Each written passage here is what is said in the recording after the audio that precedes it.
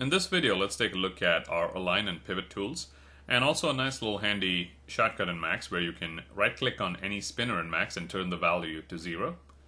So for example, let's say if I'm on this teapot right now and if I right click on my move tool, you can see that the X value is at 0, the Y is at minus 61, and Z is at 39. Let's say if we even get the X value up over here.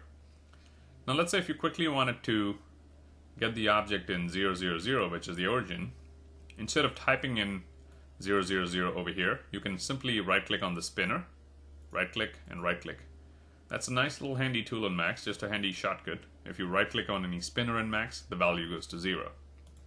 For now, I'm just going to move it up above the grid.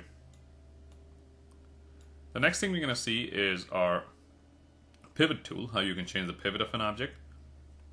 So you can see the pivot is right over here right now. So if I hit rotate, my object's rotating around that pivot.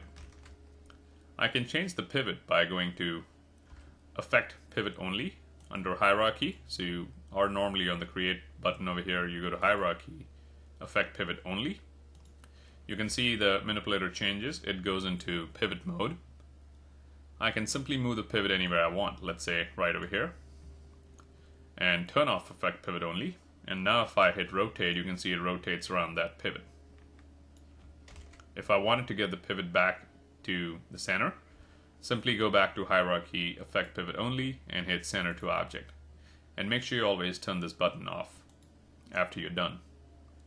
Another thing we'd like to see is our Align tool. So how you can align objects to each other.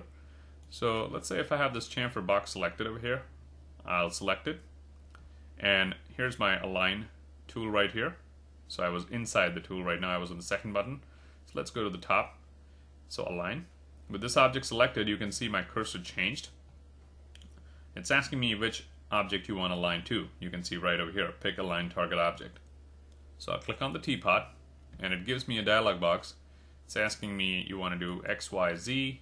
Yes. I want to do center, minimum to minimum, center to center, or pivot to pivot. And if I say OK, there you go. Those objects align pivot to pivot in X, Y, and Z. So that's a nice little way of aligning your objects.